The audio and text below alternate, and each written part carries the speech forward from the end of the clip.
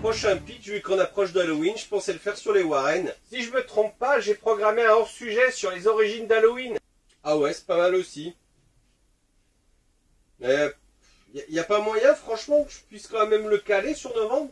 Ouais, bien sûr, je vais le mettre courant décembre. Je te rappelle qu'on a plus de visibilité au niveau de YouTube quand tes tags marchent les jours qui précèdent un événement. Le tag Halloween, forcément, marchera mieux qu'un tag Warren.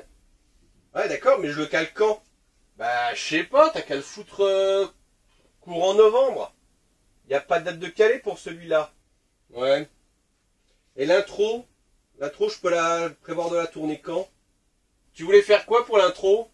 Bah, franchement, moi je voyais des lumières, un truc de possession, une voix super sombre à la fin, pas mal d'effets spéciaux. Oh là, non, non, trop compliqué, trop de travail. On va faire plus de travail sur l'intro que sur le pitch, donc faut pas déconner.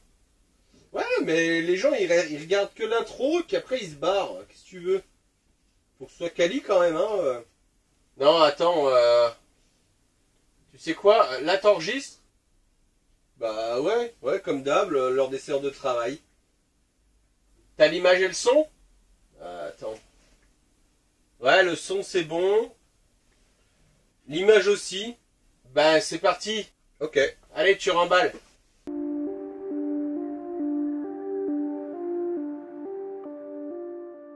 Sur YouTube, un pitch est une synthèse d'un récit, d'une œuvre ou d'une idée à travers un paragraphe synthétique. Voici le pitch du jour. Ed et Lorraine Warren. Une putain de vie de couple qui pourrait être résumée en plus d'une cinquantaine de films tant ils leur sont arrivés d'histoires. C'est en cours, hein? La plupart des gens les connaissent via le film Conjuring, mais ceux qui s'intéressent au paranormal savent que depuis les années 50, en fait, ce couple s'occupe et essaye de résoudre des affaires liées justement au paranormal. Ce couple de chasseurs de fantômes a la plupart de ces histoires qui se passent aux États-Unis, car malheureusement, ils sont américains. Eh oui, personne ne peut être parfait, hein.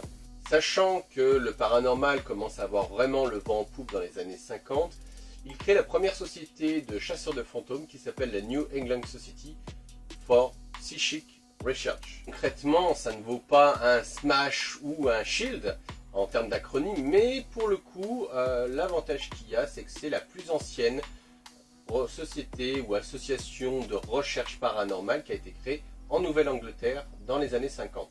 Contrairement à ce que vous pouvez voir sur YouTube ou sur le câble, cette société de chasseurs de fantômes regroupe plusieurs spécialités. Médecins, policiers, hommes d'église, psychiatres, afin de pouvoir aborder tous les pans d'une histoire, notamment une histoire de possession. En plus de chasser les fantômes et les esprits à travers le monde, et surtout aux États-Unis d'ailleurs, les Warren ont la fâcheuse tendance à ramener des devoirs de vacances à la maison et ils ont une pièce qui leur est réservée au niveau du rez-de-chaussée de leur maison. Le problème, c'est que cette pièce est blindée d'esprits malins, d'objets possédés comme la fameuse poupée que vous avez déjà entendu parler, et qu'un prêtre est obligé de venir plusieurs fois par mois pour bénir la pièce afin que les esprits et autres démons malsains ne se répandent sur la surface de la Terre. Alors si on aborde vite fait les films, vous avez peut-être remarqué qu'il y a un lord qui apparaît au fur et à mesure des différents films qui ont été tournés donc au niveau des Warren. Un lord c'est quoi? C'est en gros un univers spécifique où vous avez dedans plusieurs choses, plusieurs actions qui se croisent, un petit peu comme dans les Marvel où ils évoluent tous dans le même univers et finissent par un moment ou à l'autre se croiser. On a notamment vu le cas donc avec la poupée Annabelle que l'on voit à plusieurs reprises dans différents épisodes et elle est abordée dans Conjuring mais aussi dans les autres épisodes. Alors au niveau du couple, il faut savoir que chacun a sa spécialité. Ed Warren c'est un petit peu le tank du groupe, il va au contact, il est exorciste, c'est lui qui va s'occuper directement et physiquement des démons et des personnes possédées.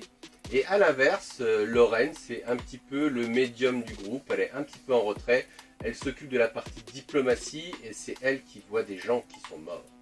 Si vous voulez aller un petit peu plus loin, moi je vous conseille déjà de lire les histoires des Warren, plutôt que de regarder les films, parce que les films forcément sont tournés à la manière hollywoodienne et il faut absolument du sensationnel, à la différence des histoires vraies des Warren, où il y a aussi une recherche au niveau psychologique par rapport aux antécédents des personnes et au niveau psychiatrique aussi. Donc après, il y a beaucoup d'histoires qui ont été notées comme quoi c'était de l'arnaque, que en gros ils ont survendu une affaire, mais je vous invite dans un premier temps déjà vous à vous faire une idée et voir si c'est possible, parce que concrètement, si ne serait-ce qu'un quart des histoires qu'ils ont vécues pendant ces 50 ans sont vraies, on est vraiment dans un monde avec deux voies, un petit peu comme dans Constantine.